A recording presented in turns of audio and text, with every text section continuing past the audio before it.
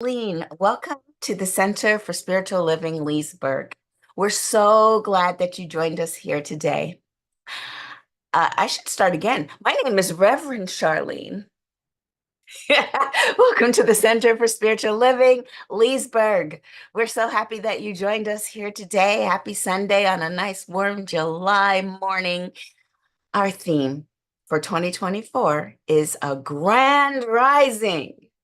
This month, our focus is on practice makes imperfect.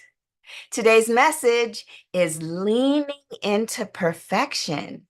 And you guessed it, it will be presented by not me.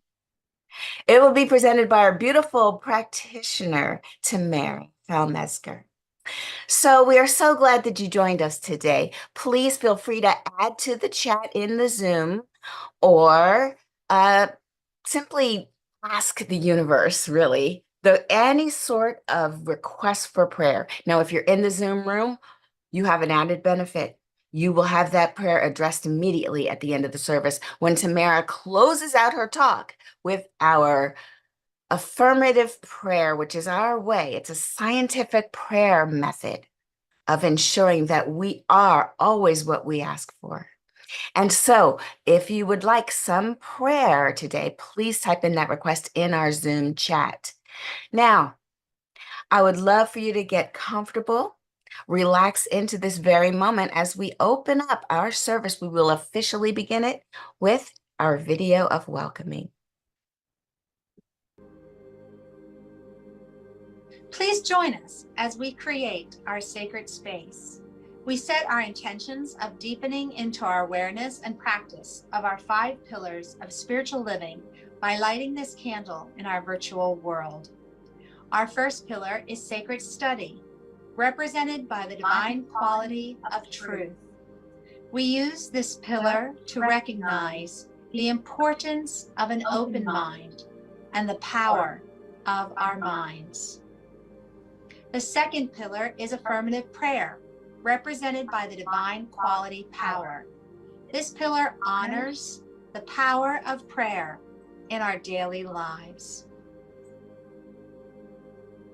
Our third pillar is meditation and the divine quality of peace. This pillar reminds us of the importance of meditation and the peace we feel when we quiet our minds. The fourth pillar is circulation and the divine quality of life. We know that the great law of circulation works in our lives. As we give, so shall we receive. And the fifth pillar is sacred service and the divine quality of love. This pillar affirms our call to be of service to our world as we see through the eyes of love. Let us close our eyes as we bless this sacred space and our time together. As we weave each of these pillars of spiritual living into our service today, may they deepen our own spiritual practices of study, prayer, meditation, circulation, and service, expanding our minds and our hearts to the 5 divine qualities of truth, power, peace, life, and love. We also bless everyone who made our service possible today and everyone in attendance. May the energy of love that is generated here bless everyone abundantly, and so it is. All right, everyone. So like Charlene said, I am the speaker today, but as we hopped on and met before our service today, I said, Charlene, in light of news events that occurred yesterday, can I please do the meditation this morning? Because I have a special one. And it's the loving kind meditation. And Charlene, I have a feeling you're trying to get rid of that echo for me. Thank you so much.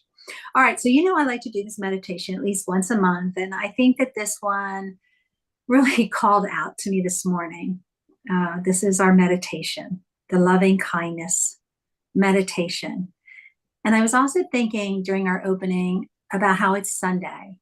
And I'm just picturing churches, synagogues, temples, people across America, um, keeping the events of yesterday in mind and hoping that just love, the feelings of love flood our nation today. So to get into a comfortable spot, and we always begin, take a deep breath in and hold and release. And let's do that one more time. Inhale and hold and release. So here we go, the loving kindness meditation. I'm going to say a phrase, and after I say it, just repeat after me and really think about the words that we're saying. And so we begin. May I be filled with loving kindness. May I be filled with loving kindness. May I be well. May I be well. May I be peaceful and at ease. May I be peaceful and at ease. May I be happy. May I be happy. All right, now we're going to say this for someone else, and it's whoever you choose to send this out to. Hold them in your mind's eye. Maybe they're in the room with you, maybe they're far away. It doesn't matter. We're all connected.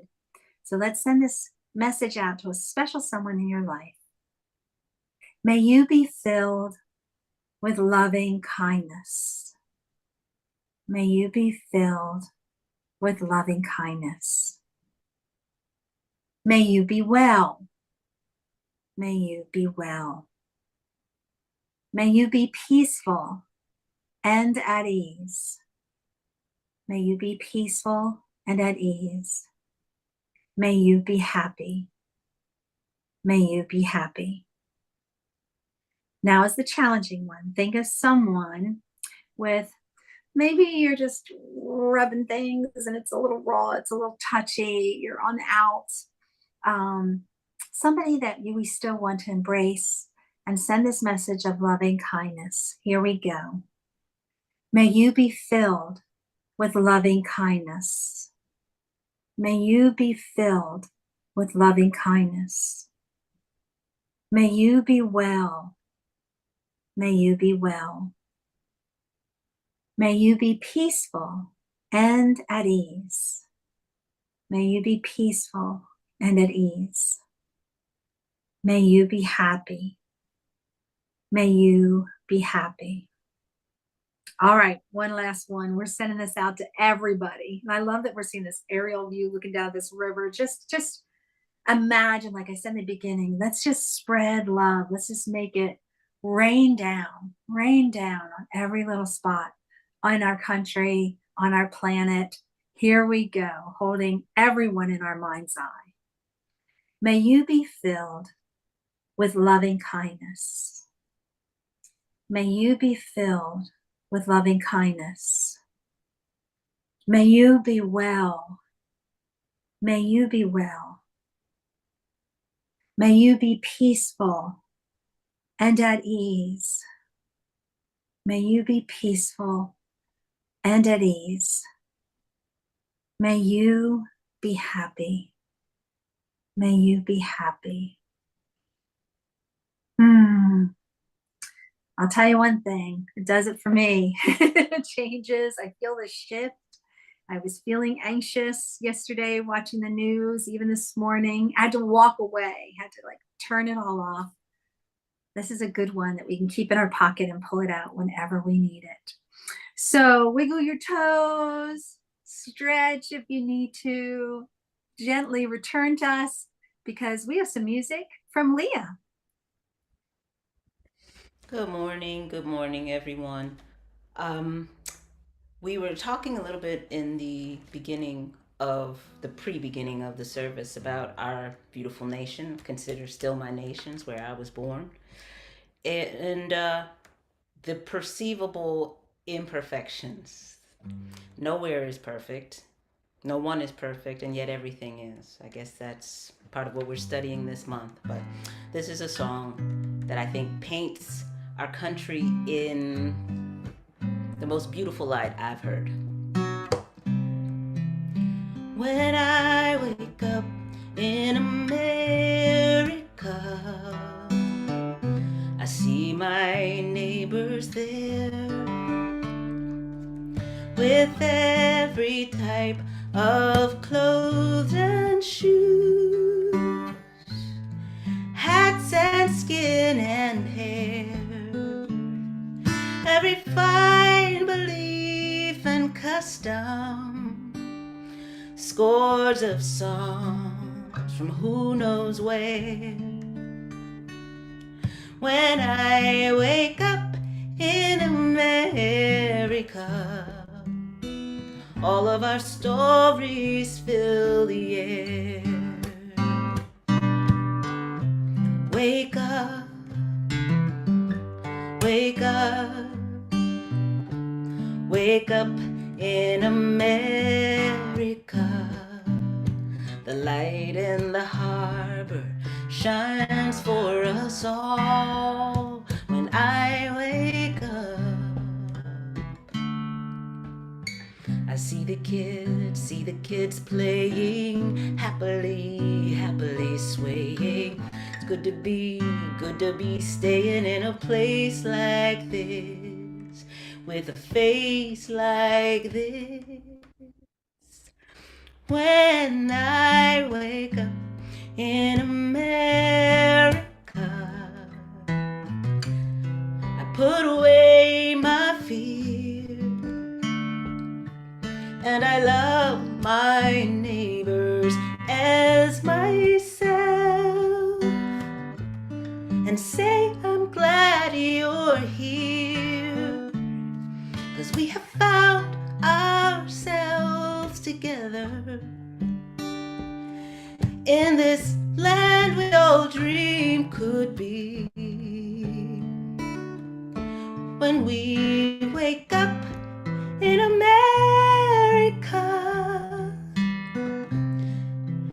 everybody will be free. Wake up, wake up, wake up, please, America. The light in the harbor shines for us all. When I wake up,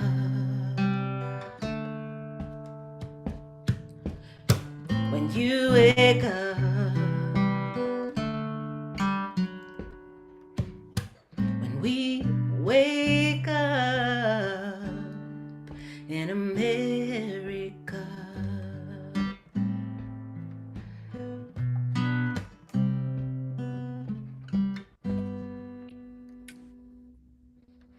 Wow. Now I know how Charlene feels. Sometimes it's like hard to speak after Leah sings. Leah, you picked a perfect song. That was so beautiful. Beautiful. All right, folks. So you heard Charlene. The topic of our talk today is leaning into perfection, imperfection. And I'm going to do a quick little recap. Last week, Charlene spoke, and the topic was, what if perfection isn't the goal? She encouraged us to explore our beliefs about perfection. We all know the phrase, practice makes perfect, but here's the thing, sometimes it doesn't. Charlene encouraged us to shift our focus to the beauty of imperfection. And remember my picture of the broken bowl that we showed? And she told us or reminded us about wabi-sabi, the Japanese tradition that celebrates imperfection. A broken bowl is not discarded. The cracks you can see here are just filled with gold. I think if I take this plastic sleeve off, it makes it even better. See that shiny gold there? The bowl's imperfections are accentuated because it's weathered the storm. It has history. Now it has a story to tell. So they don't just chuck it away, throw it away when it breaks. They make it even more beautiful. They see the beauty in the history, the story that this bowl now has to tell. So when the goal is perfection, what we're really doing is limiting our experience. If we shift our goal from perfection to recognizing the beauty and the possibilities available to us in imperfection, that is when we begin to create an expansive, fuller experience of life.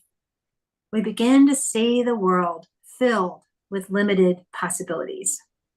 So now it's time for a pop quiz. Oh my gosh, you're thinking, she's a teacher, it's summer. Shouldn't she be over this? No, I'm always in that mindset, and I have to find my paper that goes along with this. Now, don't worry. I said it's a quiz, but it's not for a grade. I'm going to show you a drawing, and I want you to briefly describe what you see in the chat. Now, you don't have to write in complete sentences. Oh my goodness, I can't believe I just said that. Just type a few words, but don't send it until I tell you. If you've taken a class with me, you know that we've done this already. It's really fun.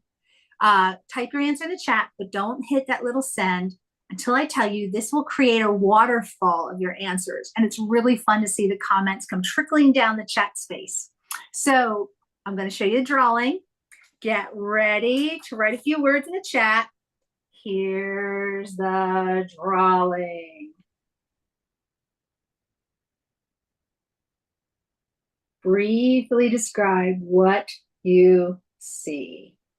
And don't hit send until I tell you. And I want to give time for everybody to try it out. I want to get as many comments as we can.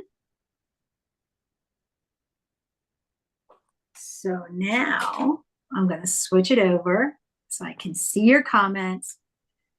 All right, hit send. Oh, wow. Sad face, said Renee. Confusion, leaving quickly. Person running, arms pumping. Wow, Aaron. Jellyfish. I love it. So you did exactly what I was thinking that you would do. You focused on the mark, the squiggle. No one commented on all this blank space, all the possibilities.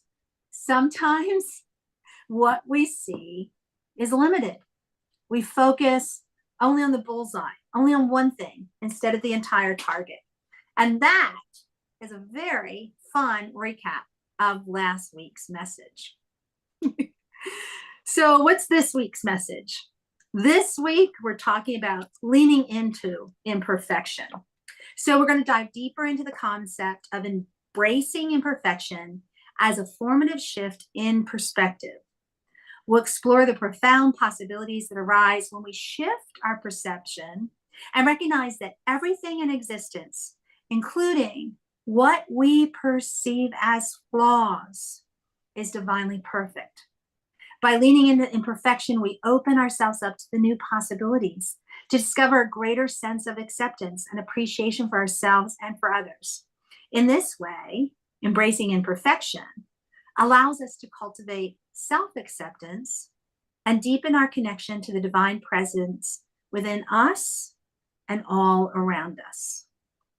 So from the perspective of oneness, we understand that all is divine. There is no spot where God is not. Oneness does not imply sameness or uniformity. It encompasses the diverse expressions of existence, including our wonderful imperfections. We recognize that each individual is a unique piece, a unique colorful thread that contributes to the wholeness of the divine tapestry. I love the story of the water bear that Charlene told last week. And for those of you who missed it, I'm going to try to summarize it. And I think, Charlene, like I don't have this word for word, but I think I have the general concept. I think I'm pretty close. So there was someone who was carrying water, a water bear, picture like a yoke and two buckets on the end. A water bear was carrying 2 pots of water up the hill every day, from the well at the bottom of the hill up to the top of the hill. One pot was perfect, but the other pot had a small crack in it. So the water leaked out along the way. Is that terrible? No. The water that leaked out provided water to the flowers that grew and thrived along the path. Without that leak, that imperfection, the life was limited. The path would not have had the beautiful flowers. And when Charlene told that story, I immediately thought about the beautiful hanging basket that I bought last week. It was, there's a spoiler there. Do you notice the past tense? It was filled with beautiful, bright impatience. Now, a quick Google search showed me they are also called touch-me-nots. But the squirrels who visit my backyard did not know that. They didn't care what they were called. The day that I hung my beautiful basket of touch-me-nots in the tree in my backyard, the squirrels dug in. They broke off and uprooted the plants on one side of my hanging basket, and I was furious. I tried to save what I could. I picked up the broken stems and I put them in mason jars, hoping that they would grow new roots. And I relocated my hanging basket, my very sad looking hanging basket, to a new place in my backyard. I was so angry at those squirrels for being squirrels. I thought about my anger as Charlene reached the ending of the water bear story. Just as the leaking pot provided thriving flowers along the path, guess what I have now? I have several mason jars filled with flowers in my kitchen, as well as a hanging basket in my backyard. What seemed at first as a terrible calamity created new, unexpected possibilities. So life isn't perfect. It was never meant to be. Embracing imperfection allows us to honor our interconnectedness with everything around us. We can learn to recognize that our flaws, our imperfections, are just part of the grand tapestry of life. So at the heart of this mind shift, leaning into imperfection, there's an understanding of accepting yourself for as you are, learning to embrace your self-worth. Our worthiness is inherent simply by an act of being born. Each of us was divinely created. We are perfectly made with all of our divine imperfections. Learning to love our imperfections means embracing ourselves fully. Did the impatience that were left in my hanging basket shrink and hide away from the damage? Did they feel less beautiful, less worthy of the sun? No, they're continuing to grow and thrive only on the right side of my hanging basket, but they're not looking disgraceful. They're not trying to cover themselves. They're continuing to be what they are, beautiful. I remember seeing a poster many years ago, and it was created to remind us that people with physical limitations are not without worth. Visually, it was very simple. It had just a black background, and there was just one red rose stem. A petal had fallen off the rose, and near the bottom of the poster were these words, or something close to it. When a petal falls off a rose, is it no longer a rose? When we look in the mirror, too often, we look for that new wrinkle, or our eyes go right to that new wrinkle, or new gray hair, or the blemish, or our love handles. In other words, we see the fallen petals instead of the beautiful rose. However, when we learn to lean into our imperfections, we begin to live authentically. And when we live authentically, we allow ourselves to be seen in all of our imperfect glory. So, as I was preparing for today's message, I came across a story And if you don't know this book, I'm holding it up. I want you to take a good look at it. It's called Radical Acceptance, Embracing Your Life with the Heart of a Buddha. And it's by Tara Brach. It reminds me that everyone wants to be seen just as they are, not as they want them to be. So here's the story that I found. A family went out to a restaurant for dinner. And when the waitress arrived, the parents gave their orders. Then the waitress turned to their 5-year-old daughter and asked, "What do you want, sweetie?" The child replied, "I'll have a hot dog, french fries, and a Coke." The father immediately interjected, "Oh, no, you won't." He turned to the waitress and he said, "She'll have the meatloaf, green beans, and milk." Looking at the little girl, the waitress smiled and said, "So, honey, what do you want on your hot dog?" Then the waitress turned to go place the orders, and the family sat stunned and silent. A few minutes later, the little girl said with a twinkle in her eye, "She thinks I'm real." Let those words sink in, the little girl's words. Oh, she thinks I'm real. She thinks I have something to say. She thinks I have my own opinion. Now, the next part of the story in this book really hit home for me. The author writes, "My own mother was visiting when I told this story at a weekly meditation group in Washington, D.C. As we drove home, she turned to me and in a teary voice, she said, 'That story that you told, that little girl in the restaurant, that was me.' She never felt real in the eyes of her parents.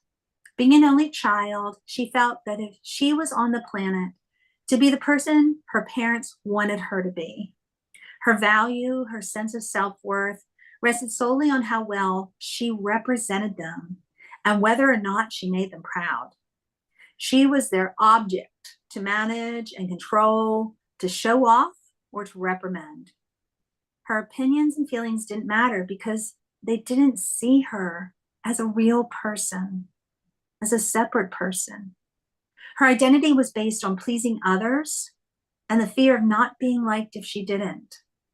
In her experience, she was not a real person who deserved respect and love for being uniquely herself, her authentic self.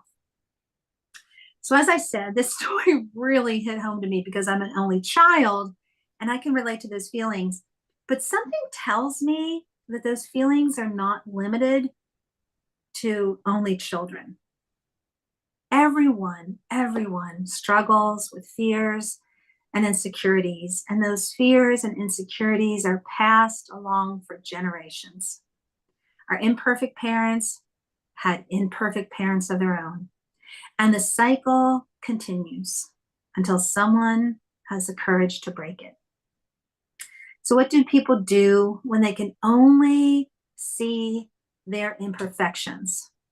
Well, once again, in this book, in chapter 1, The Trance of Unworthiness, the author tells us that they do the following.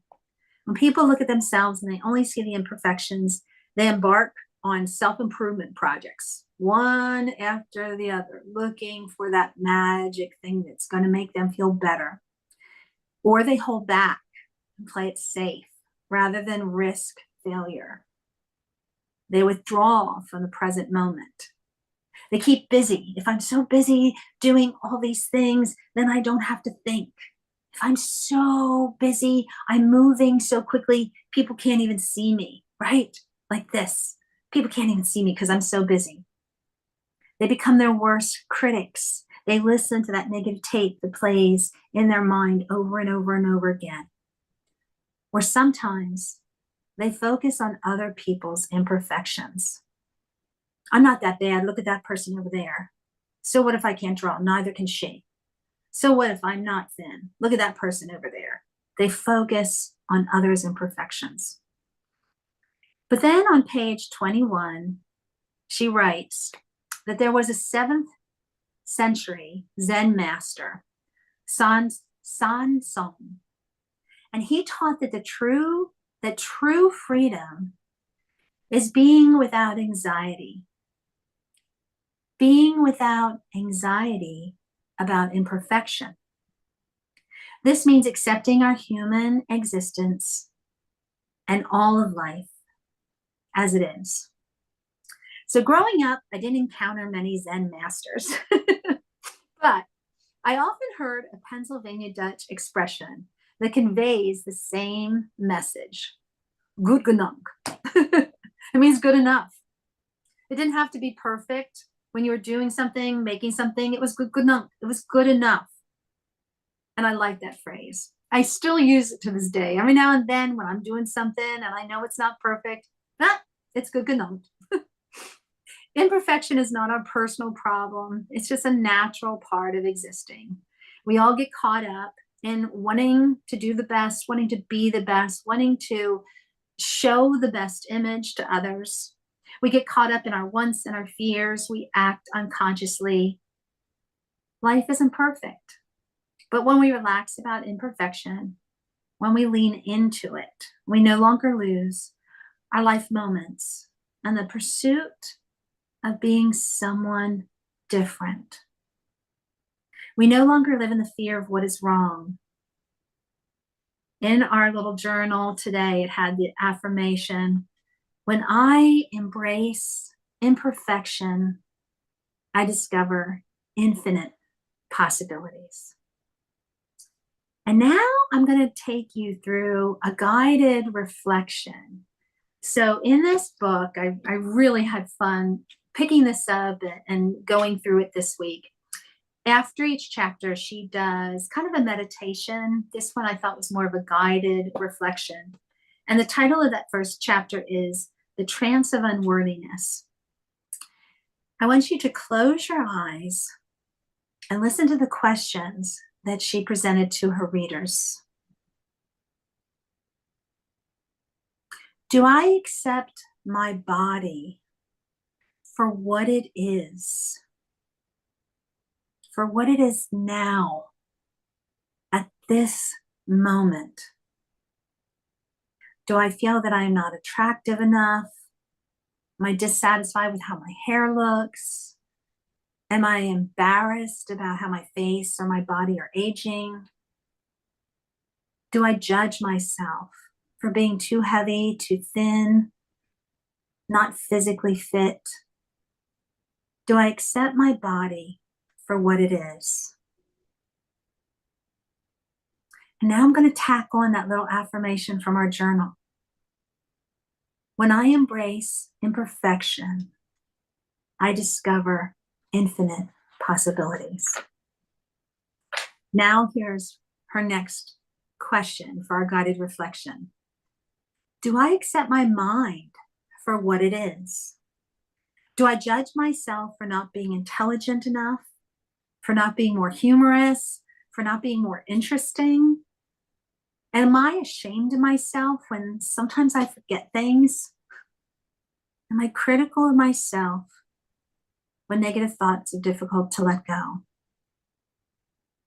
Do I accept my mind for what it is?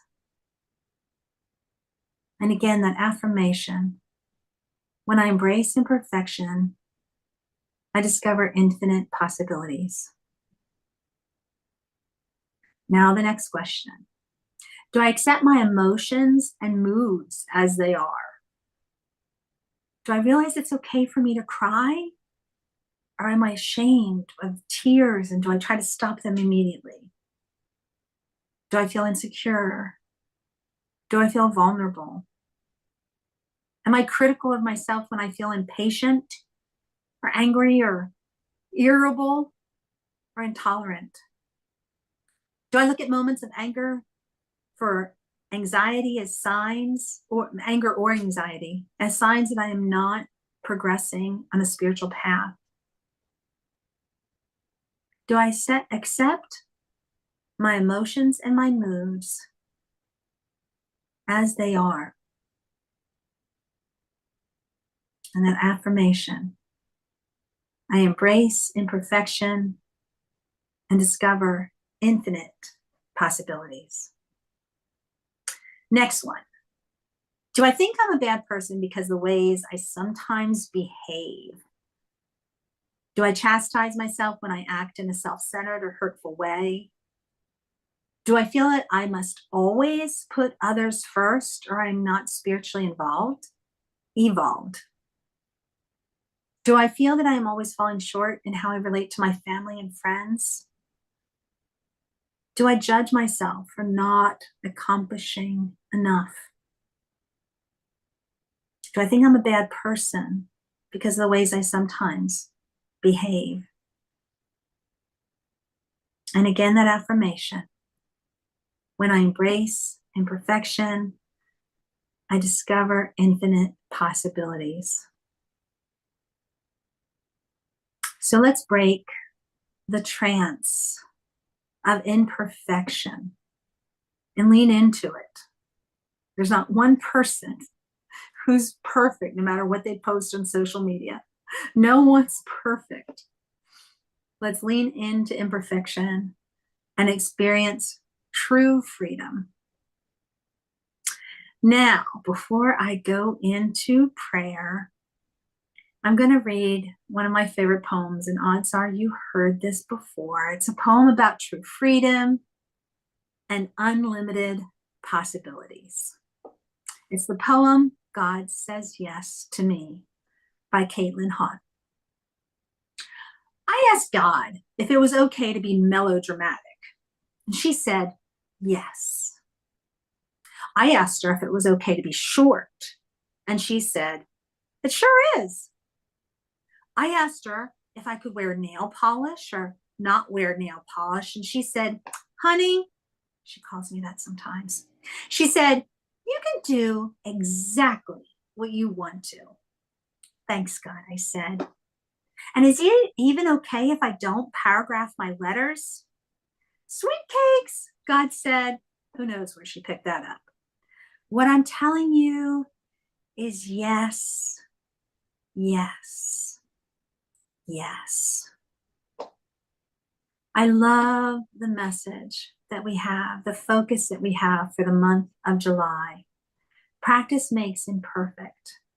And when we embrace our imperfections, when we recognize everybody has imperfections, when we take ourselves out of that rat race to achieve perfection, life becomes so much easier. And as that 7th century Zen master said, it's good dunk. Well, something like that. All right, let's go into our prayer. I'm going to check out the chat. Loretta. Oh, Loretta. Absolutely. Absolutely. All right, here we go. There is one divine source, one universal life. It is divine energy. It creates naturally, effortlessly, joyfully, bringing divine goodness to everyone and into each moment. It creates with grace and love, ensuring that all is working toward the best and the highest good, even when we can't see it. All is working toward the best and the highest good. This divine energy is in all life, and it is in me. I affirm my oneness with this divine energy. Its love and grace created me, so I know that I am wonderfully made. I recognize my connection to the divine presence within me and all around me. I know this is the truth for myself, for everyone who can hear my voice at this time, and for people who cannot hear my voice at this time. I especially know it for Loretta and her family, and for the wonderful people who are taking care of her, helping her and her family through her transition, helping her daughters. As I said earlier, there is no space where God is not. God is present. There is love. There is love. There is love surrounding her, surrounding her family. Love that never ends, love that lives on and on and on. Because as long as we have memories, as long as we hold on to the wisdom that has been passed on to us from our loved ones, we live on, they live on. I know that with what is happening in that space is perfect and it is divine. I see just beautiful, beautiful light flooding that room. For the people who are healing, for a family who is mourning the events of yesterday up in Butler, Pennsylvania, once again, we know there is no spot where God is not. We know that divine energy, divine wisdom was guiding people who were working in the hospital, the medical personnel, Secret Service, and to the families, all the families who are dealing with the aftermath. We know that God is there. God is restoring peace. God is restoring wholeness, ease, love, love, love to everyone who's feeling anxious, physically, mentally, emotionally affected by those events. This is the divine truth of all creation. I also speak my word for anyone who is experiencing a temporary condition. The temporary conditions of worry, fear, pain, doubt, grief, despair. We know everything is working for the best and the highest good. And so I speak my word for a sense of peace and ease in every moment, in every situation. I free my mind because I know that there is a divine energy that is always working toward the best and highest good. So I am blessed, I am safe, I am protected, I am divinely guided at all times. I lean into my imperfections. I accept them. I love them. I give them love too, knowing that everyone and everything in my life is exactly as it is meant to be. My body, my mind, my emotions, my relationships, my spirit reflect my well-being. Divine joy and happiness flood my life and heal any wounds from the past. I cast them aside like clothing that I have outgrown. They no longer serve me. They no longer have a purpose in my life. I delete, I toss out, I discard whatever does not serve me now. I awaken from the trance of imperfections, and I am open to all possibilities.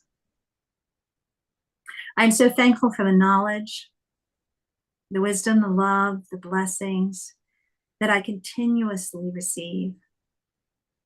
I'm so grateful that at any moment I can lovingly embrace the now and know that everything is working for the best and highest good. This is the divine truth for me. It is the divine truth for everyone. And so I release this word into the law, knowing that as I speak, I create. And so it is. I'm also going to include a prayer later for Dennis. I did not see that. I get caught up. All right, let's have some more music by Leah and Hello. Fred. Yes, I am joined by one of my favorite co-conspirators in music. This is my little son, Jacob. Good day. not so little. But we sang this song together. We did last week, and I thought it would be fitting to sing it again and beautiful if Jacob could help me by singing the part that you would sing, which is the echo, and then you can hear it and sing together, and that's just a good. Off we go. 1, 2, 3. Forget your perfect offering. Forget your perfect offering. Just ring the bell that you can ring. Just ring the bell that you can ring. There is a crack in everything. There is a crack in everything. That's how the light gets in. That's how the light gets in. That's how. That's how. Yep, there is a crack in everything. That's how the light gets in. That's how the light gets in. That's how the light gets in. That's how the light gets in. Forget your perfect offering. Forget your perfect offering. Just sing the song that you can sing. Just sing the song that you can sing. There is a crack in everything. There is a crack in everything. That's how the light gets in. That's how the light gets in. That's how the light gets in. That's how the light gets in. Forget your perfect offering. Forget your perfect offering. Just bring the light that you can bring. Just bring the light that you can bring. There is a crack in everything. There is a crack in everything. That's how the light light gets in. That's how the light gets in. That's how the light gets in. That's how the light gets in. Forget your perfect offering. Forget your perfect offering. Just open up and do your thing. Just open up and do your thing. There is a crack in everything. There is a crack in everything. That's how the light gets in. That's how the light gets in. That's how the light gets in. That's how the light gets in. That's how the light gets in. That's how the light gets in. Thank you. Oh, that was amazing. I'm over here just, Nice job, Jacob. You're looking kind of tall there, sir. Are you looking tall? My Thank you. goodness. How fast they grow, huh? Mm-mm-mm. That was really great. I think now we have a new bar set. We are going to need to see that young man every time. No pressure. Okay, moving on. It is time. Tamara, thank you for that beautiful message. I got so much out of it. I can't wait for Pearl time. But for now, let's do our final piece of our service so I can let you guys move on with the rest of your day. What a wonderful service today. Now, for a little business, little housekeeping, what we do here at CSL Leesburg is we are a tithing community. Now, that doesn't mean everybody in here better give us 10% of their income. No, that's not what we mean when we say we are a tithing community. What we do as a center is whatever we take in, we give 10% of our income to support the efforts, not only of home office, but also of local outreaches. Many times it's Leah herself that wherever we're feeling fed or served, we give back. And so that's what the tithing is that we're talking about. So how do you give? How do you make sure that you're part of this beautiful inflow and outflow and circulation that is happening right now? It's simple. If you look at the slide, the simple way is to text the dollar amount to that first number that you see on the screen, and then you'll get a text back, and then you'll be able to donate electronically. Or if you've already got Cash App, just shoot us, I don't know, $5, whatever works. It all helps, to CSL Leesburg. Or you could write a check if that's still a thing. You still have a checkbook? Congratulations if you do, because they're kind of going by the wayside. But listen, we're happy with that. To write it on out, send it to the P.O. box. You could send a PayPal payment to info@CSL Leesburg. You could just visit cslleesburg.org, scroll to the bottom, and then donate now is there as a button. So many ways to give. And we know why, because we're in the flow, giving and receiving. Now, no matter how you've chosen of the many ways listed, I would love for you to just take that gift, hold it in your hand. If it's electronic, imagine it. Hold that in your imagined, that gift in your hand, put it over your heart and say with me, the presence of spirit within me blesses everyone I meet, tends to heal everything I touch, brings gladness into the lives of everyone I contact. Therefore, I am a blessing to myself, to humankind, and to this day in which I live. And so it is. All right, we have a couple of announcements. So the first one is exciting. A pop-up is what they call it. Leah's having a pop-up show today live on YouTube at 1 o'clock Eastern, otherwise known as about an hour and 10 minutes from now. You have enough time to grab some lunch and come on back to your computer screen. Go to youtube.com/thisisleah and yay for concerts. Wonderful. We get more of that. And I'm hoping, I'm just imagining Jacob might be somewhere in the room. That one. So anyway, another thing we're doing, you know what we do every other Saturday is we do a dream study. We just had one yesterday, so there'll be 2 more weeks before we have another. So come on back here. The same link you used to get into the Zoom room is how you'll come to dream study. On Saturday, July 27th is our next one. It's at 10 a.m. Please join us. We'd love to help you unpack the crazy dream you just had about octopuses or whatever. Or was that just me? Okay, fine. But oh my God, the way they interpreted the octopus, you guys, is crazy. All right, hopefully you'll come and meet us and hang out with us if you want a little more CSL in your life. All right, are you ready to do the closing affirmation? This is where we get a moment to unmute our microphones, be loud and proud with it, and we're going to say 3 sentences. And we're going to mean them. All right. So just pull together all of your conviction, unmute your mic, and say with me, I am love. I am love. All right. Here's your second one. You are love. You are love. You. You. Okay. You are love. Okay. So it's a whole chant now. Are you ready to put your hands up in the air, wave them like you just don't care, and say, it's all love? It's all love. It's all love.